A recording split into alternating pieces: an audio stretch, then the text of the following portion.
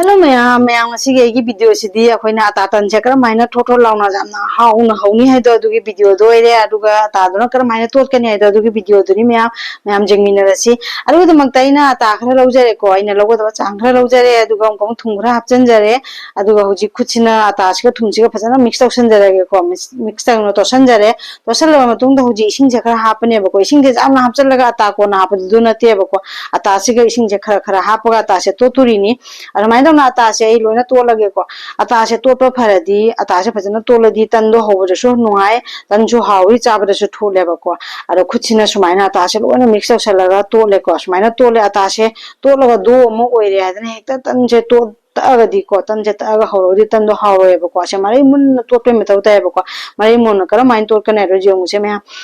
asmain tawna aina khuchina ne namma namma to tuina ba ko khuchina sumaina namma ga tot pasiga asigi chang si bawo tan je takpa jadri ba ko ase tan je do se ko chara chara ba mo uba phangye ba ko asmaina chara chara uba se tan do ta ga di tan di hoye aduga chabada di kan gani hawe ba ko ado asmaina namma namma to laga se mondhare si jembu su khangi dana ko asmaina mondhare ai se asmaina mondha ba gi chang se si bawo dai khuchina phajana tolane ba ko tan totpa faradi tan hawradi chabada su hawre na ko ado ase thau su hap jau de baina tole ba do se thau kam do hap ki de ba ko aro jeung si jeung da na mon ra ro ko asmaina mola bani na e huji ase sem kam khuchina ne lok to salani ba ko lok se khunam sin na oi rom je lom da gi loina ata do se phajana thangalaga sumai tawna lok tawsale lok se tawsalaga amkamu khuchina tasalage ba ko khuchina tasalaga ne ko phajana tawna sumaina tasalaga lok tawre aduga ikona mada thamane ba haina thamning ba patra mada thamasi adu mukum khumjalaga di thamba ta ba aina tiffin macha ma laure aduga I do se sumaina thamme thamaga ai se mukum je khumjalaga minute 10 hak thamkhra thamage ba ko minute 10 gi thamingi siga ina siga sabji khra semage adi tanjiga chana bai sabji ne ba ko tanjiga kamain cha duina ru jingage tilau ga tomato ga semduini tomato se semjare siga tomato se chop to ga thamme ba ko ado tomato se chop to lo ra ga I tilau ai onion se asi sumoi chop to duini ado sumaina chop to rani ado ina semdui se khogi dinner time de su chaba jare snacks time de su dum chaba jare ba ko ado thau gi chang su jamna jauda bi de semduini ba ko thau jam hapta bi de semduini ado jeng si ma'am ado tilau si so I semjarage sumaina tilau ga tomato ga mane haidi onion ga se sumaina chop to ga loina thamjare ase chop to thamba bani na aina hoji khangdo ru jare fry pan do su jare ko I fry pan ma thangale ado fry pan se gai thau tang hapjan ge ko thau se master oil in hapage master oil se acha thau se sine ba hape hapaga tawa se ga hapaga ne ko fry pan se ga hapaga thau se mu sandok charage ase thau se tani ko haptu se aduga ai ji tilau se mu hapchalaga I nga ngaurage ba ko khabai sina okhairage jam munna ka na ngobo do adu na tie ba ko ai phetang ngobo dunia ba adu ngauraba matung da si se khabai sina sumaina okhairaga ai hujem kamu ngasai semaga thamgi ba do adugi tomato ro du moi hapchan jaraga ko mai si jam kan na lekhala ngobo na te ba ko ai phetang lei thei ba ko ado sumaina tona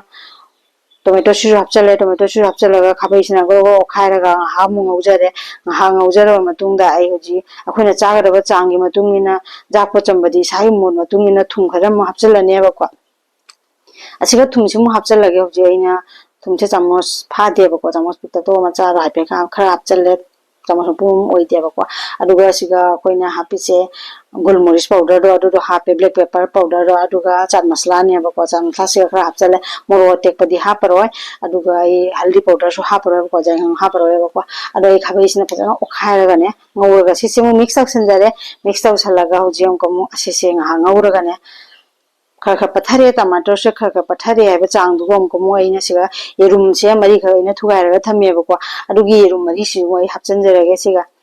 se yerum mari sigi asise tengo se hapchalage ko asimu hapchalaga ngaha asise mai mehi se kangba bhaw bai di munba bhaw ngaurage ba ngaha ga mu asise mai se petang lekhale ko lekhalaga se munba bhaw ngaurage asina mula ko matam da mai sem kom leitha duinya ba ko leitharaga jam mi high flame da ngau thong ngau duine te ba ngasi gi sabji se medium flame ga low flame da ngau duinya ba ko yerum se mula bani na ai huju mai su leitharaga am ko moi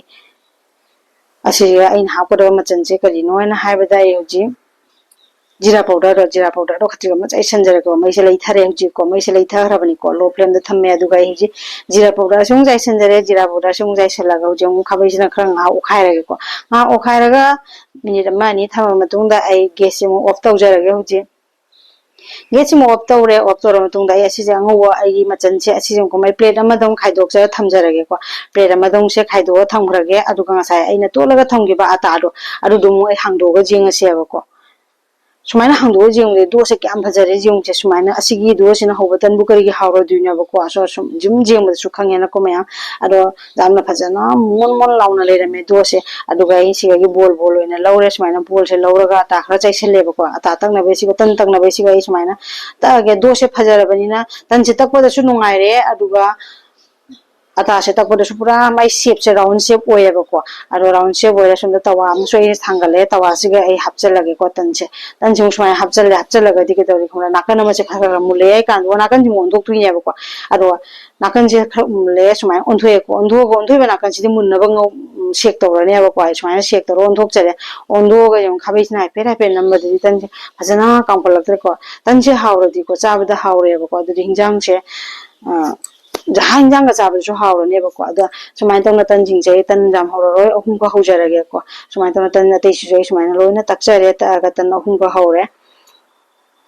थाव सु सिजिनदे को तनसे होइसु थाव मौ तैदे ai masai tanse topa matungsu थाव हापकिदे हुजिक सोइ थाव अमता सिजिनदे को अरो तनसे हावलोरे मतुंग दैना सिगा थम्मे अदो tomato sauce से खरा लौरगा आइना तैसनजरे तैसलगा मतुंग दा आइना सिगा साइ ngौगिबा टोमेटो गा येरुंगा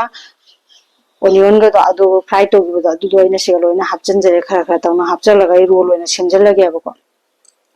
अरे अखोने एग रोल सेमबो इदागे थावदो जेरुमदो मु हापनी अदुगा थावदो गम तंग नु तासलगा मु थावदो शेक तौदिने बदो थावगी जांगदो खरा लिगना चानबगे हाइनेना सुमाइना सिजिनबने अबको अदो इतारगदि थावदो सुमाइना सेमगदि थावगी जांगसे लिगना चंगेदना को अदिनि सुमाइना रोल तौरगा इना सुमाइना थम्मे अदो सुमाइना रोल तौरगदि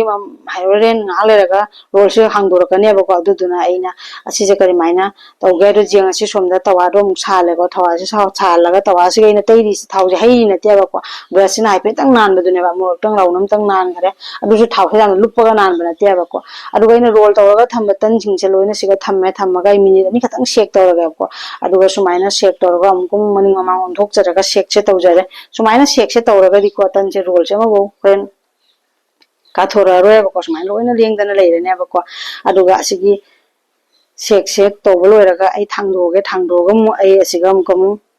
करमाइना तौगरो जेंगसिको असि सुमाइना चारगा दिको थाव जाउदि करिम खेनाबा लैतबनेबा थाव जाउदबिदा चारबनिना अखोइ थावगी खरा चांगदो खरा वाटना चारे दुनिबको अदो सुमाइना ai पेपर अमा लौरगा रोल सिंगसे आइना रोइना रेप तौसनजरे